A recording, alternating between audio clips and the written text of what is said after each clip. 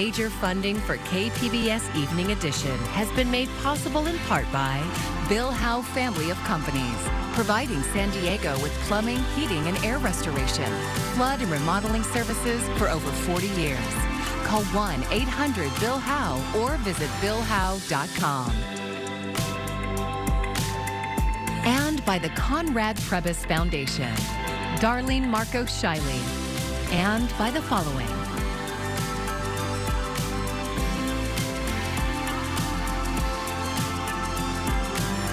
And by viewers like you. Thank you.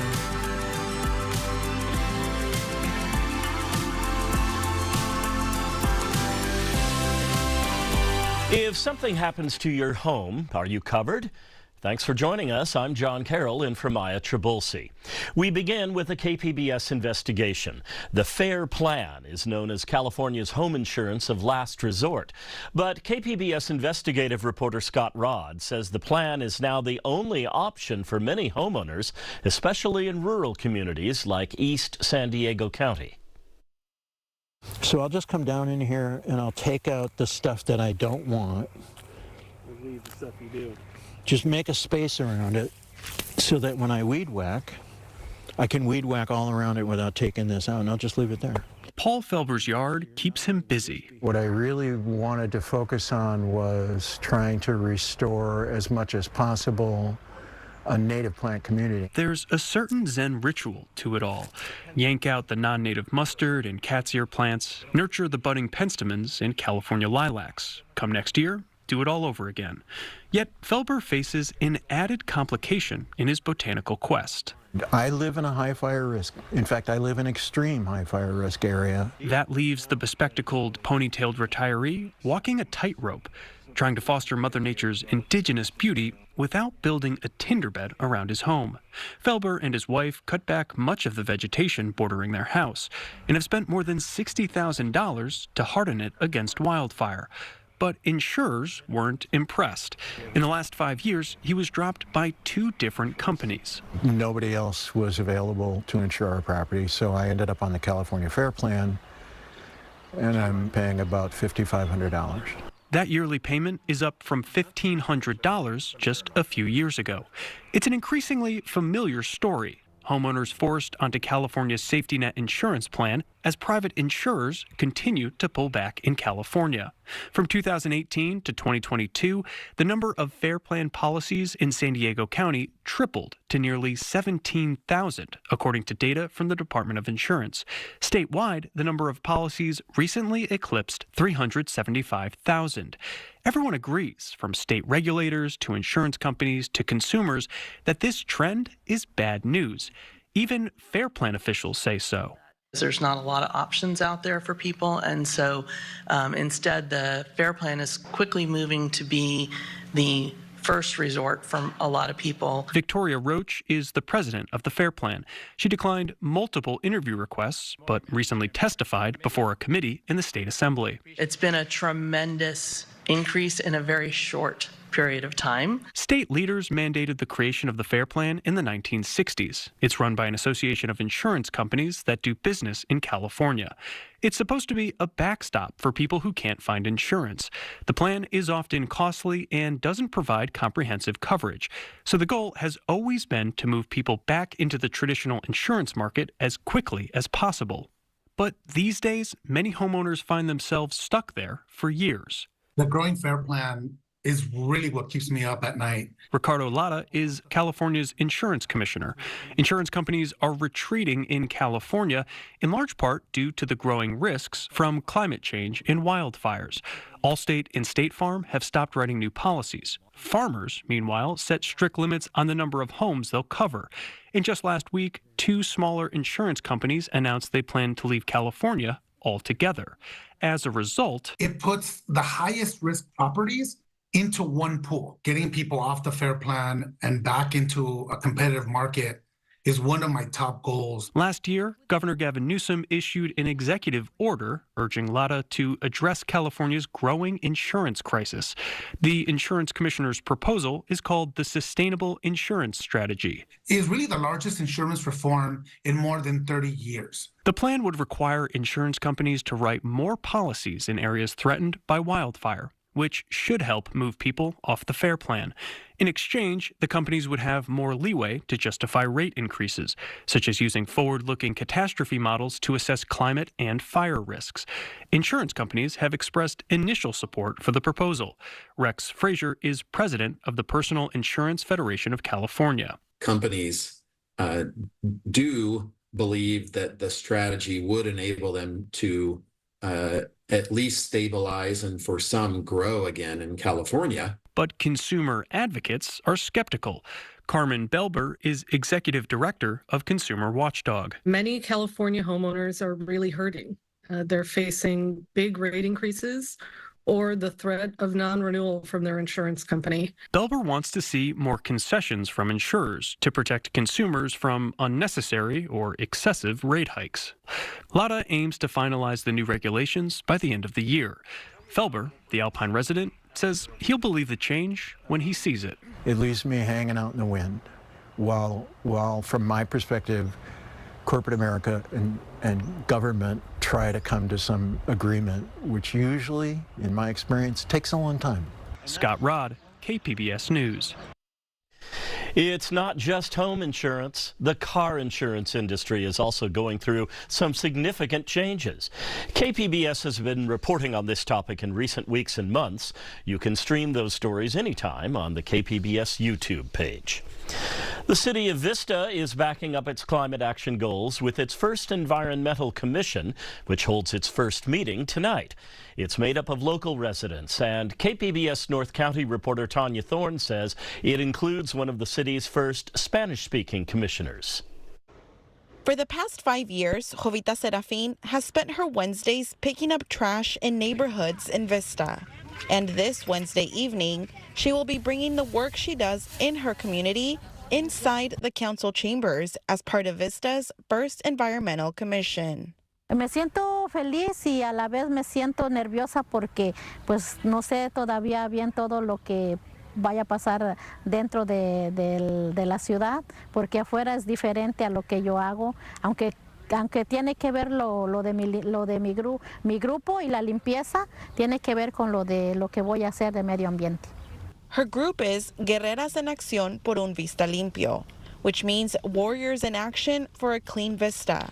The group is mainly made up of other moms and grandmas wanting to see their neighborhoods free of trash. She says she does this and other kinds of outreach to give back to her community and set a good example for her children, locals, and nearby cities. Porque amo mi comunidad y porque también quiero darles un buen ejemplo a mis hijos y ponerle un ejemplo a los residentes de mi comunidad, que unidos podemos hacer la diferencia, podemos ser el modelo de otras ciudades. But being a part of city government is new to her, and she thinks she'll feel like a fish out of water because she speaks very little English. Me siento como un bichito raro ahí porque todos hablan inglés y yo lo entiendo, hablo poquito, no te voy a decir que mucho, pero sí me siento rara en medio de muchas personas y yo nada más con mis audífonos escuchando la traducción. She's going to be up there with the rest of the commissioners talking about really important things, and there gets to be a bilingual environment, right, of inclusive collaboration. Vista Council member Corina Contreras says Serafin's passion for her community and environment makes her a perfect candidate, and her Spanish will actually help fill a void. In the city of Vista, about a third of our population speaks Spanish, right?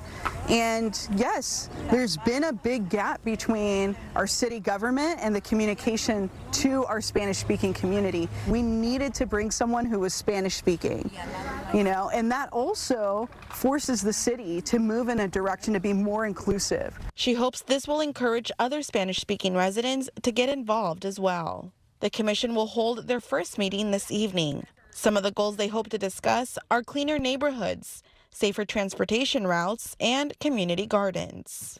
Tanya Thorne, KPBS News.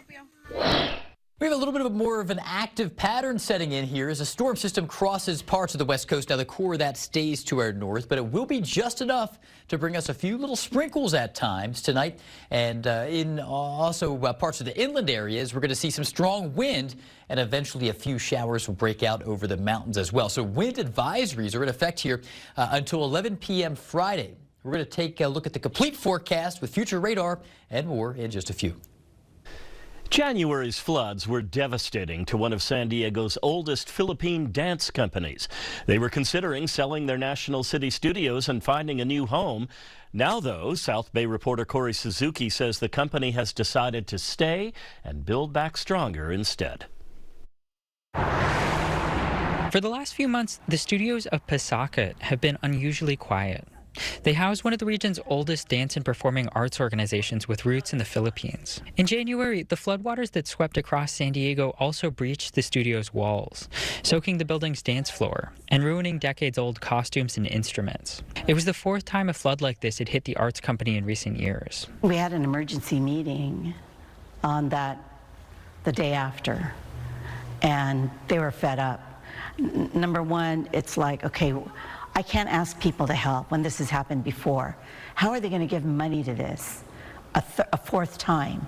Ana Labao Cabato is the company's executive director. She says leadership wondered if it was time to sell their studios and start looking for a new home. It's a choice that many communities across the country are being forced to make in the face of intensifying climate disasters, especially lower-income Americans and communities of color. We knew that we had to do something beyond just fixing it in hopes that we can appeal to the public and our supporters to say we need to do something beyond just restoration. The board held a conversation with the Pasakit community and debated the different paths forward. Ultimately, they decided to stay. The company is applying for a federal disaster loan, which they hope will help them rebuild stronger this time to withstand future floods. Labao Cabato says she feels good about this decision. She says it feels like holding on to the organization's legacy and its roots in National City. That's kind of the magic of Pasakit, that all 54 years that we have done, it's always been about making it work. In National City, Corey Suzuki, KPBS News. Democrats in Arizona are trying to repeal an 1800s law that would effectively ban abortion in the state. In the meantime, California's governor is promising to help doctors provide the service. Today in Sacramento, Governor Gavin Newsom announced a plan to allow doctors from Arizona to provide abortions in California. Arizona is one of more than a dozen states that has enacted strict limits to abortion since the U.S. Supreme Court issued a ruling in 2022 allowing states to set their own rules. We are advancing a reciprocity frame that would allow the ability for those healthcare providers in good standing in Arizona to be able to provide that basic care to patients fleeing the state of Arizona into the state of California and support that access here in the state of California. Today, Arizona's Republican-controlled House passed a bill to repeal the 1800s abortion law. It now moves to Arizona's state Senate. If the bill isn't passed, enforcement of the abortion ban would begin in June. A California bill would require manufacturers to add folic acid to corn masa, a common ingredient in tortillas. KPBS reporter Katie Hyson looked at how that might impact babies born in San Diego County. Fortifying food with vitamins and minerals is not new in the U.S. It started in the 1920s with iodine and salt, vitamin D in milk in the 30s. By the 90s, researchers had linked fatal neural tube defects in babies, things like spina bifida and anencephaly, to not getting enough folic acid in pregnancy. So the federal government required it to be added to cereal in 1998. It was a hugely successful public health intervention, reducing neural tube defects by more than a third. But it missed all the households who don't eat cereal every day. In California, Latina women continue to have the highest rate of neural tube defects. That's why legislators are proposing adding it to the masa flour used to make corn tortillas. I think this law would really help women who don't come in to see their doctor, who have unintended pregnancies, because they're the ones that are at highest risk for having these issues. Melissa Campos is a physician in mostly Latino San Isidro. She says less than a third of Latinas in San Diego County take prenatal vitamins before becoming pregnant. Where's the rest of all those women, right? Where's the other 70% of women that aren't taking, that are reproductive age that would benefit from this? About half of her pregnant patients miscarry, she says, often because of neural tube defects. She estimates this legislation could save 40 Latino babies every year. Katie Hayson, KPBS News. In celebration of Earth Week, students at one North County school learned about nutrition and why it's important to eat your vegetables, especially ones you grow yourself. That's coming up later in the newscast. I'm Amna Nawaz. Tonight on the NewsHour, the Supreme Court weighs whether federal protections for emergency medical care override strict state abortion bans. That's coming up at 7 after Evening Edition on KPBS. Students from all over the world are in San Diego to compete in the first ever academic drone soccer World Cup career fair. KPBS video journalist Matthew Bowler tells us it's like a combination of Harry Potter's Quidditch and Formula One racing. Off your phone and go help. Go help. Sarah Hillard teaches drones, 3D printing, and robotics at Millennial Tech Middle School, and now she's the drone soccer coach. Drone soccer is a 5-on-5 competition, very similar to soccer in the position. So you have a forward and a striker trying to score, and then you have a keeper or a goalie. Each match is 3 sets of competition with 3 to 5 minute long repair breaks in between. We line up 5 on one side and 5 on the other side. The referee raises his hands and the kids arm their drones, and then they all take off. Hillard's kids aren't new to drones, but they are new to drone soccer. She says they only had 1 day to learn how to fix and fly the drones. I'm really proud of the kids here. You know, it's a lot to come to a competition where you maybe aren't going to do as well as you would like. But the scores aren't really the point. These kids are learning and having fun. We are the MTM Wolves. Don't be nervous. Get ready, get excited. Pilots, get revved up and ready for a flight. On your drone. Like buzzing bees lit up with LED lights, the drones zip away, then bang into each other. Someone scores. Parents cheer. And the kids are all smiles. About 20 teams from all over the world are in town for the tournament. Oh, there's teams from everywhere. They're from South Korea. They're from Turkey. The Colorado Westminster team has been a huge help to us. Learning for learning's sake is enough for something like this. But the experience of flying drones has a ton of career potential. Right now, there's thousands of jobs available, but nowhere, no professionals ready to fill them. Crew Concept is one of the tournament's sponsors. The company trains students for aerospace jobs. Lena Paneros is a co-founder and says the whole industry suffers from a lack of diversity. 83% of the aviation-rated professionals are men. Breaking down those barriers is exactly what students at Millennial Tech Middle are doing. We had a little bit of problems with them at first. We got to fix them, and now, I mean, we're here. I scored 2 points today, and that was fun for me. The tournament and career fair continue through the 25th. It was really fun. I do recommend this to people. It's really fun. Matthew Bowler, KPBS News. That's pretty cool.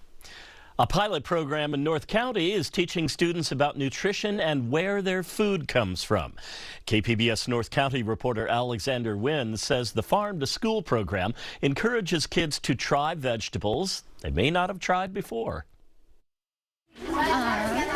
Students in Mr. Arison's 4th grade class at Bernardo Elementary School in Escondido are learning about vegetables and how they're grown. More fresh.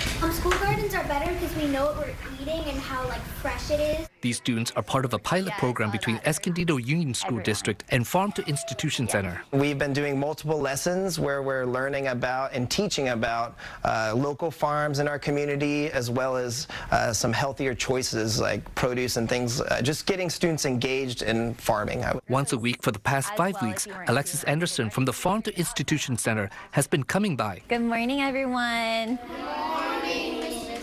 to teach these kids more about farming and what it takes to get fresh produce to their tables. So today we're talking about school gardens. She says the main takeaway for the kids is learning where the food comes from. Eating locally and supporting local, because it benefits their community economically, but also benefits their health. There was a ladybug, but After today's lessons, the students went to the school garden for a game of bingo to identify the things they've learned. Okay, so we can count the peas, okay? One of the goals for the school garden is for the students to try new things. I've eaten some carrots and lettuce, and I've eaten a lot more fruit. Well, the rainbow chard just tasted like lettuce, and then the goldenberry didn't taste very good, but the cotton candy grape, it tasted like a normal grape. Over here we have tomatoes and carrots and lettuce, and the ultimate goal for this garden is for the produce to end up in the cafeteria for the children to eat. Health regulations hurdles the school still needs to overcome for that to happen. In the meantime, the district has partnered with Dickinson Family Farms in Fallbrook to bring farm fresh fruits and vegetables to the lunch menu. Alexander Nguyen, KPBS News. Children's health is the focus of a special KPBS digital series available now for streaming. North County reporter Tanya Thorne hosts Where's My Village? It's all about the challenge of finding childcare for parents and why it's so crucial for early development. You can find it on the KPBS YouTube page and at kpbs.org. We have a pretty active pattern here with wind picking up. A wind advisory is in effect for inland areas all the way through 11 p.m. Friday evening. It's going to be cooler out there, too, and a few of us will find a few sprinkles out there. You may need to use your wipers a couple of times near the coast, and for those into the high ground, we'll see a few actual rain showers into the mountains. So it could be a shower or two, or at least a few sprinkles near the coast later on tonight. Temperatures drop to around 60, and overall a big trough is setting in, so it's going to turn cooler. Not as mild as last weekend was for sure, and not as warm as it was in the interior deserts. And we're going to see some rain and mountain snow off to our north. We're just kind of sitting most of the precipitation out here in far southern California. We're going to be the driest portion of the west coast with this storm system, but at least we'll still see a few sprinkles here and there will be some clouds that lurk across parts of coastal sections of Southern California. A mix of clouds and some sun for the interior, but it will get windy out there, and here are those wind advisories for all far inland areas. Beginning this evening, continuing through Thursday and Friday. This will run until 11 p.m. Friday evening, especially windy into the mountains. You can see there will be a few little showers here and there. Most of these will be in the far interior. Occasional little blips of sprinkles or mist at night. Otherwise, most of the action does pass to our north, and we're going to see some wind tied to this storm system. So into the coastal areas, a couple of sprinkles, especially in the morning. 66 for your high. We do ramp back up this weekend to near 70 and 71, so it'll be a nice time Saturday, Sunday, and Monday, but again, some clouds and sprinkles here and there. Low clouds will break eventually late in the day on Thursday for inland areas, but it will be breezy here, cool for a few days, then we warm all the way up into the low 70s Sunday and upper 70s on Monday. Into the mountains we go, and here we're going to have a windy stretch. This is where those wind advisories are in effect. We also have a chance for some showers, especially on Friday, into the west-facing slopes of the mountains, and temps will stay in the mid-40s. Eventually, though, the pattern breaks. We brighten up a bit. Winds relax, and we surge back into the mid-50s into the mountains beginning on Sunday. And for the deserts, it's going to be breezy. You're going to find a few extra clouds late this week, and we go from 76 all the way back up into the mid-90s. About an 18-degree jump from Thursday and Friday on the cool side to Monday's heat building back in. I'm AccuWeather meteorologist Jeff Cornish for KPBS News. San Diego International Airport is getting more international service as a major airline boosts its presence. British Airways says it will double its frequency between San Diego and London. 2 daily flights will be offered through October to keep up with demand. The San Diego Regional Airport Authority says the market for travel between both cities has grown by 50% in recent years. The next time you fly, you might get some money back if you're hit with unexpected delays, lost bags, or some of the other things that can go wrong. Laura Aguirre tells us about the new rules now in effect to address some common complaints. Just ahead of the busy summer travel season, airlines are on notice. From now on, when your flight is canceled for any reason, you are entitled to an automatic cash refund, and it has to be prompt. And not just prompt. And you get your money back without having to ask. automatic cash refunds for most flight disruptions, just one of several new mandates for U.S. air carriers unveiled by the Transportation Department Wednesday. And not just cancellations, but refunds for significant delays, too. 3 or more hours for domestic flights, 6 or more for international. If there's another significant change to your itinerary, like maybe you were going to go into one airport, they actually changed the airport on you, or something like that, you're going to get your money back. And what about those hidden or junk fees on ticket prices? New provisions about the information that you should get up front so that you know before you buy a ticket what some of the fees are that are connected to that. Refunds also apply to other services, like if a paid Wi-Fi service doesn't work. Wi-Fi is a good example. Same thing with baggage. You pay extra to check a bag doesn't get there, then you ought to get your money back for that. The new airline mandates are designed with a broader goal in mind. It gives them more of a reason to make the investments and the realistic schedules that prevent that from happening to you in the first place. To get the full details on your passenger rights, visit flightrights.gov. I'm Laura Aguirre for KPBS News. Here's a look at what we're working on for tomorrow in the KPBS newsroom. Where does AI fit into the literary world? NPR Morning Edition reports on how artificial intelligence is being used by authors and how the technology is introducing new ethical questions. And KPBS arts producer Julia Dixon-Evans will join Midday Edition for a weekend arts preview. You can find tonight's stories on our website, kpbs.org. Thank you so much for joining us. I'm John Carroll. Have a great evening. Major funding for KPBS Evening Edition has been made possible in part by Bill Howe Family of Companies, providing San Diego with plumbing, heating, and air restoration, flood and remodeling services for over 40 years. Call 1-800-BILL-HOWE or visit billhowe.com. And by the Conrad Prebys Foundation, Darlene Marco Shiley, and by the following.